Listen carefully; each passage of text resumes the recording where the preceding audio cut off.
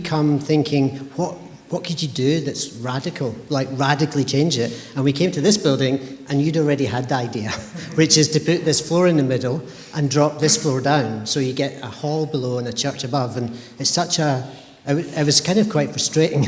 Anyway, I'll tell. So, and how we got this project. So I think there was a little competition. You've probably seen there was 4 architects, and we love doing competitions because they kind of challenge you to do something interesting. So I'm going to flick. Because I'm going to take this off, I'm going to flick through these pictures. So one of the big issues for us is, or for you, is who owns the land. So as you know, the church is owned by the church, and the graveyards are owned by the local authority. However, that was 1926 or 1928 was that act. But so we have a little bit at the front. I've got my pointer, which I'm going to point. So that little bit at the front is what we think is still church land. And so the idea was we'd build out there. What was built, by the way, just to mention, was a little bit lower than the back. So it was a cross-shaped church, but the front was a little bit lower. We're not following that in our design. This is what we pitched. You've probably seen these images. It was this amazing walk up through the trees to get here. Up this gentle hill. It's such an amazing thing. And then our idea is to take the ceiling off, get rid of all the plasterboard, and because the joists up there, the rafters are really beautiful. They've got this pattern and rhythm, which is nice. And we thought we'd use that language, continue that language of exposed timber through the building, and have lots of activity upstairs. Weddings, ceilidhs, obviously church on a Sunday. And then downstairs would be the community hall stuff, so there'll be toilets. We'll come to that in a second. These are all the competition submission that we made. So this is our cross-shaped church with, I'm just going to point again with my thing. This bit is the new bit at the front, and this is the ground floor where we have a church hall. And then so our plans have changed. I'm showing you the old plan. A bunch of toilets and an office and some storage, a vestry, a meeting room, a kitchen, and a church hall. And then the front bit would be the lift and the stairs up to the main church hall. So we had some feedback. And this is the main church hall. We had some feedback which was that there's not enough storage, that we need a better kind of meeting room sitting at the front of the building, and we need more toilets. So we've been working on that. And this is a survey that we had done last month, 6 weeks ago, which is all the heights. And so this is our new plan, which I'll come to in a minute. But the plan is to slightly widen it at the front. And this is it, yellow. And then the other thing we're doing, which was your idea, not mine, much to my chagrin, is that you're dropping the floor down so it's level with the outside. The advantage of that is you don't need any steps up to get in. You don't need to make a ramp. You just come straight in flush on the ground floor, which allows everyone to come in wheelchairs and with buggies. So this is the new section again. So that's our new extension at the front. This is the wall, which will become one of our main issues architecturally, is how close we get to that wall. And then level on the ground floor. You can see that dotted red line. That's the existing floor. So we're 411 mils lower than that. And this is our cross-shaped building. In this building, we've got this sort of single-story bit stuck to the side, which has the meeting room, or the vestry and the meeting room. So this is, now the thing I wanted to say as well is we're not presenting a finished design yet. We're still working on it. But our intention is that we would build whatever we build in stone, because this church is, 300 odd years old. It's had some iterations, but it's been here a long time, and we would like it to be here a long time to come. So we often build buildings now in timber and clad them in timber because it's a sustainable material and it's cheap. But we're going to build in stone here because we want it to last for another 300 years. The kind of stone is still up for grabs, and how it looks is still slightly up for grabs. But what we're sort of showing here is the principle, which is a gable, which is exactly the same as that gable, facing where people come, and have a front door on the centre of that. Because so if you stand at that path, you can see the front door, and you can see the front door open.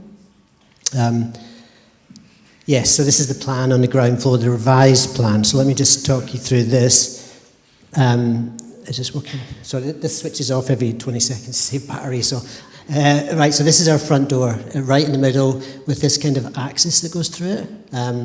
And the reason for doing it on this side is to make the church hall as big as it can be. So I'm going to point over there. You see that window edge? That is the edge from there to here is the size of the church hall. So it's as big as it can be if you come in the middle. So in a way, we've sort of pushed up the aisle to one side and then had as big a bigger space as possible. We've set this up as if there's a lecture going on, but it might be, yoga or, Girl Guides or whatever is happening in the hall. And then in the back hall, there's a sort of mini hall. Again, we've set it up like a meeting room, but that's another space that can be used by the community in any way. And a kitchen, which is kind of off the back and also off the hall. So if there's a wedding or there's a reception, the kitchen can be served through. And then on the left, as you come in, the idea is to have the vestry or the meeting room or the counselling room, whatever you want to call that space, sort of looking at the people coming, having some supervision. And then maybe another meeting room here, and then storage, chairs, plant room. We might have some kind of heat pump to do the heating. So that might be here. And this is our fire escape. The plan is to use the back stairs as a fire escape. Again, we're still investigating how that works. Okay, so this is our front elevation, and so I'll just point to that's the front door, and then this is the window and panelling into the vestry. Yes, I just want to mention this. So these windows were added in 1954, these windows. They are part of the listing, because the listing was done in 1990, I can't remember exactly.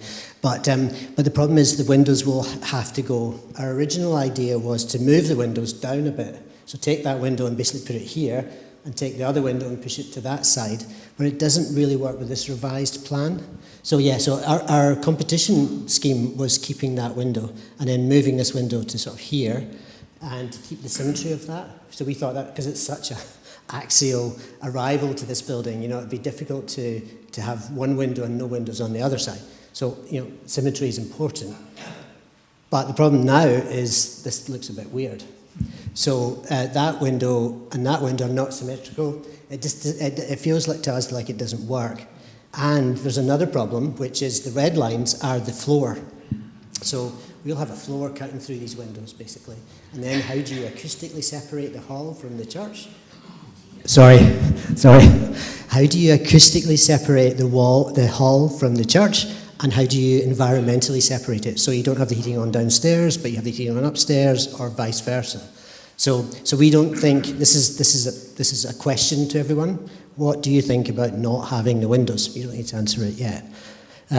So this is what we like to do, and we think there's a kind of symmetrical part. Even though we have this lump here, there's also a lump here. So there's something about that elevation which feels to us pleasing. Okay, and this is our section. So the front building, its main function is gathering as you arrive, so space. Not like your lobby there, which is quite tight as you come in. There'll be a big space where you can meet people and sit and talk, and also go upstairs in the lift or the stairs. Okay, yeah, front door. So the front door needs an overhang. It's a good design to put a roof over your front door, so when you arrive with the keys, you're not getting wet still, and it also just provides a bit of protection. Sorry, I can't do my gesturing. And a sort of warm embrace, welcome, that kind of feeling, not just a door stuck on the outside of a building as a sort of flat thing. Yeah, and this is what I was saying about this entry space, or a decent sized space, space to sit, and also space with a hole above, so a double height, a sense of height. And the thing I think about holy spaces is having that relationship to God is a relationship to awe and wonder. And, I want us to, because this is in a way quite a choice, you're spending money to make this building. What's its purpose? Its purpose is to bring people to God. So we're quite keen on that.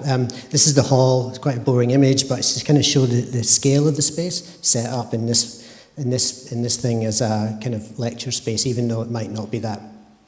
So that window is that window, and And then halfway down the new hall, there'll be a screen, and beyond the screen, a corridor with toilets on the right-hand side, and then through the back to the fire escape. This is just, again, a scale image to show you how big the office would be. Okay, so then upstairs. This upstairs is quite tricky in this building because there are windows, beautiful stained glass windows and beautiful south-facing windows, and we've got this new building which has a lot of windows in it too. So where do you put storage for chairs, for kit? I don't know if there's a Thursday night dance club and they've got a load of stuff they need to store. And what we've come up with, this is new to the team, we haven't shown this before. What we're suggesting now is that every window reveal gets extended. So I'm pointing at this window reveal. It gets extended out in the line of the reveal to make a sort of 1 metre deep cupboard that's maybe nearly full height, 2 metres tall. And we do that in each corner, so 1, 2, 3, 4, 5. This one in the corner back there is the fire escape, so it'll be treated slightly differently. So the upstairs is, your current church upstairs will be 154 square metres, and we're just saying it's 38 square metres for the new building. And capacity-wise, this is the in-the-round option, which takes about 130 people. There are other options that take up to about 170, which I'll show later. So this is what happens when you get to the top of the stairs, is you have this looking into the church hall, and the lift is that thing on the right. The idea is to have the lift not like with a lift shaft. As you come up, you sort of arrive into the space. You feel like you're sort of, there's a lift that exists that does this in libraries and things. So anyway, so that was the idea. And then you come in, and this is quite similar to the images you've seen before. Our plan is to up here. Up here there are ceiling ties which tie the roof truss together, and if we cut them away, the risk is that the roof flattens. So we need some other structure. So our plan was a timber ridge beam that runs the length of the building in this way and the length of the building in this way. Timber is sustainable and it's doable, and it also has this advantage of making a cross shape, which is visually quite appropriate, I think. This is from the centre stage looking to our extension, and then that's that window, albeit we haven't modelled it. And here's the storage. I can point like this as well. Okay, and here's the storage in the corners, for stuff. In terms of height, so one of the challenges was how tall should it be on the ground floor and how tall should it be upstairs? And we were a little bit concerned originally that it might be quite low up there. But we've done the maths, and if we extend this down, we can get a 3.2 metre ceiling height down here, which is higher than that ceiling height. It's probably about halfway up that kind of panelling structure. So a decent height downstairs. You couldn't play badminton in the hall, but you could do quite a lot of things, And then upstairs to where the eaves hit. So we point up here, so the eaves hit there. That height would be about 2.5 metres. So, originally we thought it would be about 2 metres, and we were worried that, it's a bit low. But actually I think it works quite well, and yes, and this is a person positioned to indicate the height of that eaves position, so a decent height up there. I mean, the great thing about this building is it has a 53-degree pitch, which is like super steep. I mean, obviously, all the water that comes off the building is shed very quickly, and it's great because it opens the space up quite a lot upstairs. Oh yeah, these are the seating arrangements. It could be weddings, or you might want a traditional aisle sometimes and in the round. So the maximum we got to was about 172. The reason for this kind of hole is that's the access from our new building as you come in through the glass screen. Okay, yeah, so this is about stone. So in Aberdeen, you have granite, lots of granite everywhere. Granite's really expensive. I think we might struggle with the budget to do granite outside, so we would like to do sandstone. And we went to see a quarry after winning this little mini competition. We went to this quarry. That's me and my team, Mike, me, Katie and Adam. And we went to a couple of quarries, one in the Borders and one in Northumberland. So we're proposing a sort of blondish sandstone. And I'm not saying any of these stones are the right finish or anything, but I just want to show this. These look like bricks, but they're brick-shaped stones. And it's a sort of innovation that the stone industry are doing in order to make stone cheaper. So it's not, because stone costs a fortune, basically. If you do brick-shaped stones, they're only about 50% more expensive than bricks. Bricks are pretty cheap. And this is their way to try and think about brick as a material that could be used in more buildings. So we're wondering if we could do the majority of the outside in brick-shaped stone, and the main stones be at the ground floor, the bits you sit on or touch.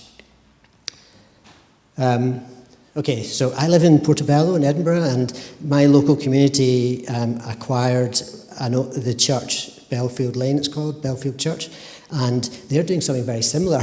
I only found this about 3 weeks ago, and I was like, oh, that's interesting. And so they're putting a floor in here, and they're doing something different. You can see their ceiling height's a bit lower. It's about 2.9 metres on the ground floor, and then they've got about 5 metres upstairs. But this isn't a church. This is used as the badminton, I think, is happening up in the, it's a community building. The reason I'm showing this is just to talk about money. So that's our church on the left, and that's their church, or former church. And their church was about £1.5 million to put in the mid-floor and to do the heating and everything. So I think our church is about 50% smaller. So I was thinking, well, maybe it's not crazy. We did an estimate of budget, and sometimes it's good to benchmark budget. So I just wanted to show that. I mean, I know we'll do, our next phase will be some cost analysis, with a QS who we have on board on the team. I've written to Aberdeenshire Council. I thought it would be a quick process where we could get some feedback, and it took about a month to get this letter, which arrived on Thursday, which saying Friday, which saying it's registered. So we should know in about 3 or 4 weeks, and they'll give us some initial feedback. It's not planning permission. They'll give us, they might throw their hands up and say, horrified. I hope not. I think they'll come back with more sort of practical things. But I wanted just to mention this because we have a backup plan. So this is back to that image I was showing. Oh yeah, sorry, 2 more things. We need to insulate the building. We need to insulate the roof and walls. And to insulate the roof, we'll have to take all the slates off, put a membrane on, insulate, and then put the new slates back up. I was looking as I walked around today, and we may need to replace the slates. The slates are looking quite thin, and lots of edges have gone, so that might be something we review. But the other thing we have to do is, sorry, I've lost my train of thought. Oh yes, is take off the cement render on the outside of the walls. So the cement render prevents the walls breathing, and you might see when it stains after it rains. That's the cement behind the cement render getting wet and taking a while to dry out. So we should take that off. We should re-render it with a lime render. And the lime renders can change in colour. So we've shown a sort of light grey, whitish lime render. It might actually be a bit more like copperas, which is a sort of yellowish orange colour. Anyway, and then here's the stone. This is back to this issue about, so in between these fins, we might do stone bricks that, feel like a material of stone, but are actually quite affordable and easy to build. Yes, okay, so, oh yes, sorry, back to the planning issue. So if they say, you don't own that land, we own it, and you can't build on our land, then we have a backup option for the floor plan. I just wanted to show this. So if I go back 2 slides and show you sorry, lots of slides. Oh, no, sorry. I thought I had that a minute ago.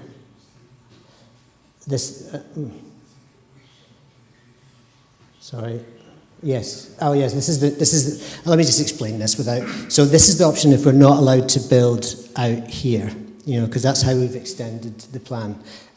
In this option, you would come in the same place, but you'd have to move this corridor. So instead of it being on this axis, it would be a bit closer. So roughly where the flags are would be where the corridor would start. So it would make the hall smaller. Maybe not quite as small as this, but it makes the hall significantly smaller if we have to do this.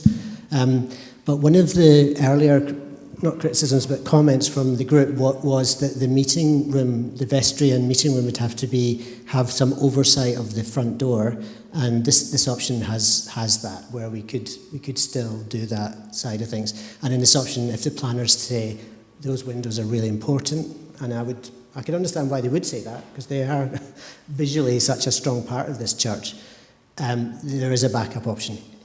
I'm not saying we designed for this for now. Oh yeah, in this option we've also made a smaller, because this is smaller, we made this smaller and some storage and turned the kitchen around. So there's a few tweaks here. By the way, I didn't mention we've got either 5 or 6 toilets, 1 disabled toilet is the plan in all these options. Oh yeah, sorry, it was a page forward. This is our actual plan, and we've got a few tweaks here. Okay. That was it for me. I wondered if there were any questions or thoughts, or please feel free to ask. Does anyone have any questions that Kieran can actually answer?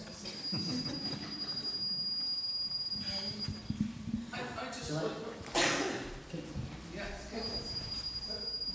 Did you have your hand? No, sir.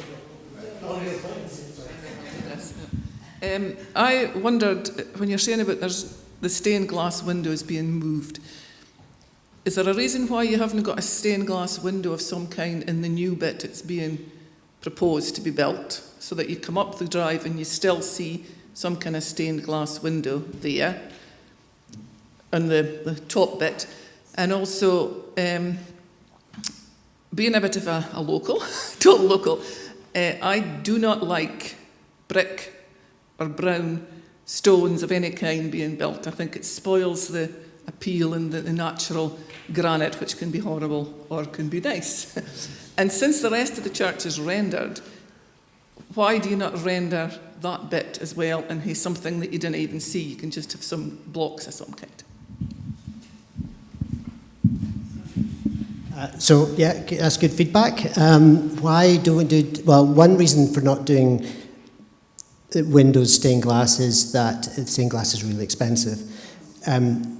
Now, the plan is to reuse all the stained glass we're taking out and have them as panels within the church. Sorry, I didn't mention that. All of these windows, which will have to be either double glazed or kept as a light box in the building.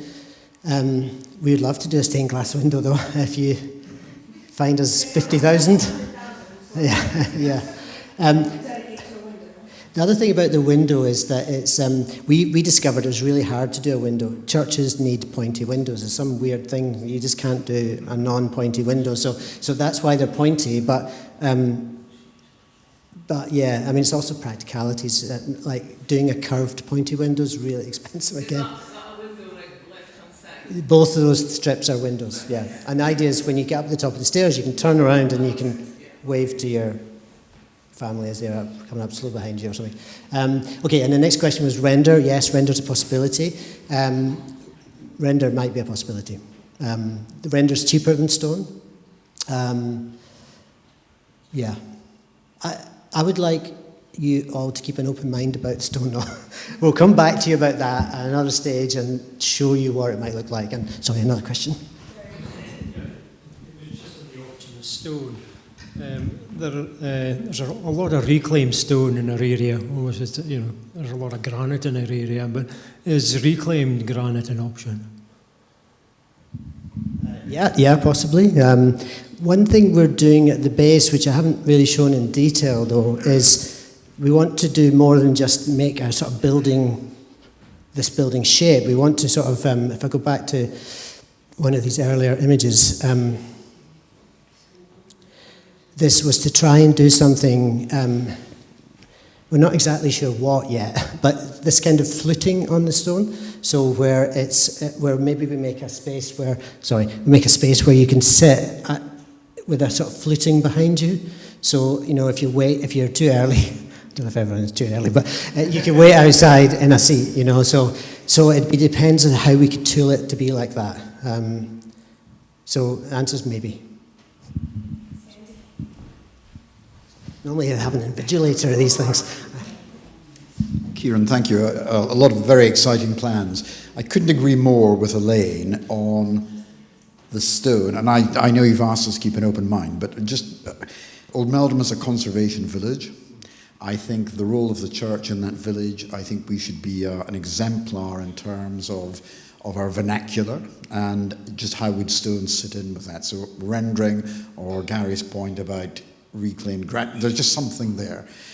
Also, and again, I'm far from being an architect or creative in any sense, but as one comes up the drive, that image of what I call the wow impact, and of course the windows, and I hear exactly what you say about the windows, but I'm not sure about the natural daylight or that impact in coming up to a place of worship. That image didn't quite do it for me. And that's where maybe the windows could come in and the natural daylight. And my final point, the acoustics upstairs, I don't know if they're tested but it looks wonderful. So all very exciting, but just some thoughts. I think I would answer before you were Kieran. I think it's hard to tell, but because it's black on there, but there is a lot of glass that is part of the new extension. It's just different than what we have. That, half of what that new extension is glass. Sorry, I can answer those questions. Yes, the view out is quite important too, I think. So the view will be down into the trees. And so there is quite a lot of glass, as Alyssa said. Granite, yes, I get the comments about granite. And it's funny to hear someone, normally we're getting pushed back away from render to stone by planners. So it's interesting to have someone do the opposite and say, no, stone's not in keeping, you should do render. It's an interesting thing to think about. We like render. Lime render. We don't like normal render, which looks terrible after 5 years. But, if you do an old traditional render, it can look really good, I think. Sorry. I haven't seen a picture of, as you come up to the front of the church, the plinth that's outside, the memorial plinth that's outside, and it was built with the old stone brought from the old church at Bethilne. What happens to it? Will it be included in the entrance, or as we see the church? Let me go back to, yes, we do know about that, and there's a few other bits as well around the church we know about, and we're not including it. Well, we've talked about how could it be included. I guess until we have an actual finished material kind of stone, it would be hard to take that's built from rubble, random rubble. I think we'll probably move that rather than sort of build it into the building. But yeah, let's see. Yeah. As Kieran said, we have thought very much so about what is of the church that needs to be retained in different ways. So we're not going to get rid of the history that surrounds or within the building, but how do we retain that within the next phase? They weren't sure there was going to be any questions, so this is very exciting. It's very similar to some of the other questions that have come before. I know we asked for the additional storage, and that's why you've put that additional. But from an impact point of view, I much prefer the original design. It appears to be much more balanced to me. And if you went back to the original design, could you then have the two windows either side? And what's your preference? Well, it's an interesting, this is challenging to do. It's been a challenge to get the balance right in the elevation because of that axial issue. So, to be honest, but actually the challenges are sometimes what makes architecture. If it's too easy, if it was dead obvious, some can be just like, like that. Whereas this, I think this is quite difficult, which means you need a better architect, and the architect needs to work harder, and that I think. So, but if I was to be honest, my preference is not to have the side thing. I think I prefer the other one, but I wonder. But I'm sorry. This is our client who's saying not just Alyssa, the client group. So it's all of you. But this plan, I think we could make this plan work, and we could have the two windows. We'd lose one of them, but these windows are also problematic because we're going to have a floor running through the middle of it. We'll end up spending £10,000 reconditioning that window, getting it to be insulated, putting a floor through the middle of it, and it won't be as it was, I think. So, are the windows really important to everyone? I mean, is it? Yes. Right, yeah. But I think what's hard to tell from what we have here, because most people don't see it, is we have a window out that way that is actually incredibly beautiful. Yeah. That one sees. Yeah. And the new plan will make that window far more of a feature. So it's not like we're losing, like, there is an element where, because we're reshaping and rethinking, we're actually gaining something that we don't at back. That we don't, unless you go up and down the stairs. You don't really see our south-facing window, which is beautiful every morning with the sun shining through. Yeah, that's south-facing. It's got this oriel window above the two arches. It's a really beautiful window. Sorry, use your question. Forgive me asking, but could you just remind myself of the seating capacity of the downstairs part of the church? The reason I'm asking the question is that the churches should be for the living, but as in life there is death. I'm just wondering in terms of the size of the downstairs capacity to accommodate a funeral. And I know you could take it upstairs, but you can't take the coffin upstairs because you then have, that's just where my thoughts are. Maybe there's a lift, but I don't know. The way the stairwell is designed, it's easy to take it up the stairwell. That's part of what has been part of the design. We've thought about these things, and that is, it could be taken very easily upstairs on exit and entry into the building. A coffin could be taken up the stairs very easily, in how we've designed the stairs and the stair layout. So a funeral could be upstairs, a funeral could be downstairs. And the beauty of this is that there is the diversity of space. If there's a funeral that is larger than the capacity of seating upstairs, people can be downstairs and there'll be a screen that will connect. So if you have a funeral that is over 170 or whatever the max was, you'll have a space where people can be both up and down. Or if people want to have a funeral tea here at the church, the kitchen will be right there. You can move from upstairs to down. So we have thought about things like a coffin and making sure that whatever access, because there's a debate to get a bigger lift to accommodate, but because of it, the stairs is a 3-part turn, it will be maneuverable and they're wide enough to be able to accommodate that.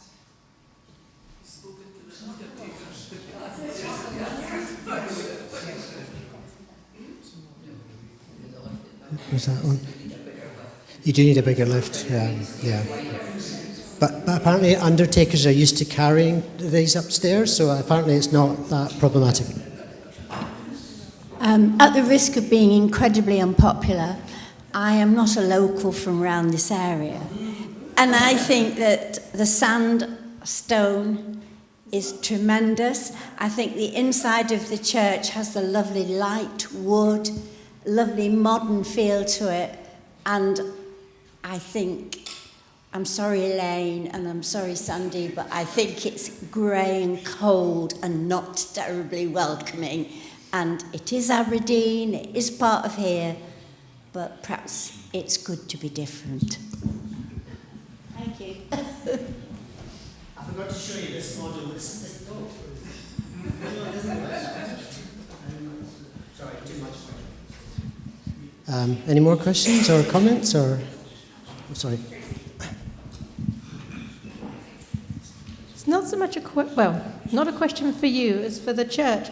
These windows were put in when the front was taken off. Yes, correct. So these windows are less than 100 years old. They were put in 54, 56, 50. So these are less than 100 years old.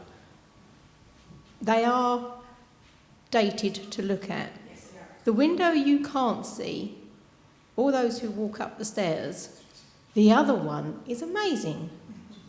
And personally, I'd much rather see that one. These do look dated. They're not as wonderful as some stained glasses can be. Sorry. And again, what was said is we've already discussed retaining the image of the stained glass in each of these, not the cross, that was different, but retaining those and possibly the light as you go upstairs, those will be visible from this upstairs worship space. So everything that is of value for a heritage standpoint, to remember where we've been, we have thought about, very much so. How do we carry that forward? Yeah, we heard Kieran say about the light glasses. I'm sorry. He's already had a I just want to double check some things, if that's possible. The windows look wonderful from the outside when the church is lit and it's dark in the winter. But my thinking, if I'm right, is if we retain the end windows, it'll be like this one over here. The floor will actually cut the top shape of the windows. So you're not going to see the same shape you see now. Is that correct? And it would be, this would be the hall space, so the light would be different. And this would be office space, so again, the light would be different. Whereas the windows for the, I've taken a weird presentation. the windows for the new are more full length of the two-story, so would show that. It would just be a different aspect. But yes, there's that. Yeah. The other thing I want to check is when we have the upstairs and you have the shape of our window just now, are you retaining the stained glass window as is? Yes. Yeah, but obviously protecting it and so on. Okay. My other query about upstairs is, and I think I can see it actually on one of these pictures, is there going to be light coming from between the rafters in the roofing part? Get the microphone back to record. No, not in the church, because light from the sky can be problematic too, you know, so for presentations and things. There will be a light in the new building in the stairwell, you know, because we can get light diagonally down. Yeah, sorry, we haven't modelled that little window there is the window. Now, we haven't modelled the stained glass. The stained glass is great, you know, we're not, yeah. And I don't think this is entirely right, actually, because the floor height, if I can just step up here, the floor height, can I stand on this? Is that, the floor height will be about here. So, you know, it will be kind of chest height when you're standing upstairs. So, you know, it'll be much more, well, I mean, I guess it's less sort of heraldic, but I also like it because there'll be a pitch above it, not a flat roof. I think it will be accentuated by this, you know, so... and this will be the main, I mean, if you were having a wedding with an aisle in the church, that would be the same view you have now, you know. So will you also then have a plan for more attractive lighting in the upstairs? Yeah, we have a lighting consultant as part of the team, and so we'll be doing that. So any kind of artificial lighting we'll manage. I think lighting is really important in buildings, especially church buildings.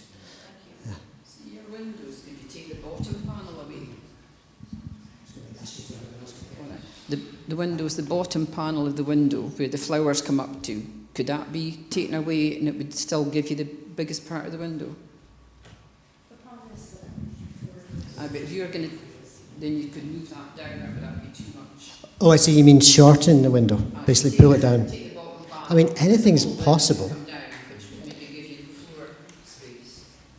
Anything is possible. We could also take, well, yeah, I mean, yeah.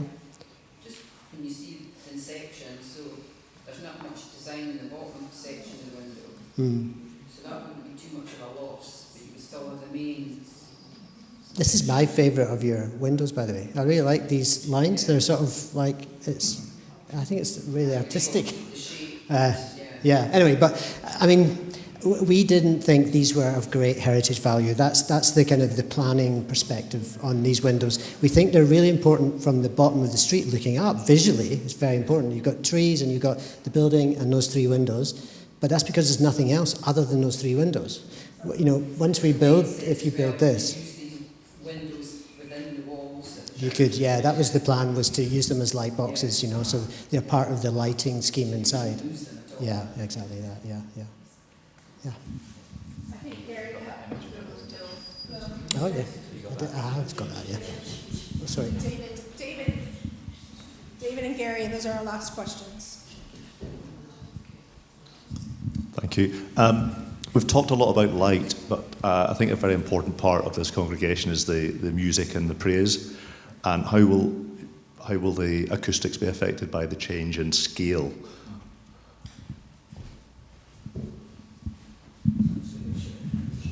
Thank you. So yes, one of the reasons for keeping the timbers as a rhythm, timber helps, is really good acoustically. If everything's hard plasterboard, the noise bounces around quite a lot, which can be good for some things, choral music, but we do recognise the need to manage the acoustics. We haven't got to that stage yet. We might end up with some panels, some perforated panels in the ceiling to help kind of get the right absorption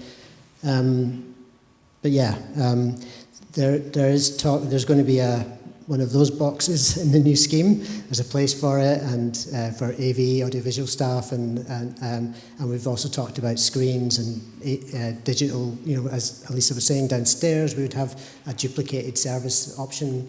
Yeah, I don't know if that fully answers the question, but.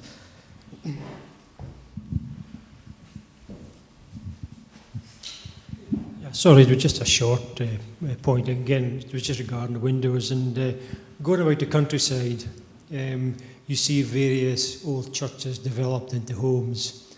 And, you know, many of them have double floor. And it doesn't do it for me looking into the window and seeing a beam, you know, half across. It just spoils the window. That was all. I mean, there are some, I have seen one or two where it has been done well, where they have, instead of the whole floor cutting there, they just have a piece of glass hitting the window. But I think acoustically it's not good. So if someone was down here playing music and the church service was going on, I think it would struggle to acoustically separate. So yeah, that's one of the criteria, I think, for these decisions. Can I just say one last thing? I don't know if we're winding up now, or I heard Dan. I was outside and I heard Dan talking. Or in fact, it wasn't Dan. It was Billy talking about how it takes something to build anything. You know, to build anything at all, it takes will, and will. What you require for will is energy. You know, this kind of there has to be a sort of this force of push, and regardless of what the right answer is, we're not saying this is the right answer, this is our best guess at the answer, but I think I would commend you to take those words on board about energy and will and to deliver the project list, because they can be really complicated. Planning can take ages, you know, you're through the building warrant process. We are slightly worried as well about our fire escape. Maybe it's not wide enough, maybe the planners will want a wider stair. What do we do then? There's lots of these things that, so as well as keeping an open mind, it's a call for push, you know, help us push this, you know, so yeah. Thank you. Can we give a big round of applause? Thank you for hearing.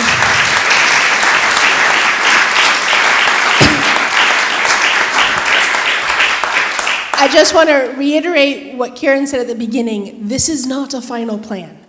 This is us starting those steps. It takes a lot of steps to get to where we want to be. But we need to do it together. And as everyone has said this morning, it will take a lot of energy and commitment and that push and drive that we'll have to work together to get to. So we want to hear feedback. We want to be this to be a part of who we are as a church, who we are within this community, how we can serve the community. We want to think about, there's a lot. I mean, you saw Dan's presentation about everything that has taken us to get to this point after all the years that you guys had before I even came here. There's a lot of different pieces that have to be taken into consideration that move us forward, not only with an architect and the architect's plan, but then how we can use this building and what it's going to look like and how it's going to engage and communicate with the community. I want to thank Dan and Karen again for making the journey. They've both had really long journeys to get here this morning to be with us. So a big, big thank you to both of you guys.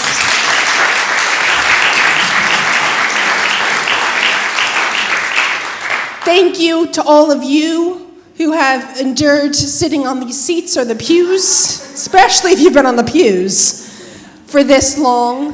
This is the start of the commitment. Being here this morning. But I mean, it's every step, and it's us working together, moving forward. So just a big thank you for everyone, and I'm very excited. The Kirk session is very excited to be continuing to working with you guys as we move through this. So again, just share that enthusiasm as we move forward. So thank you, everyone.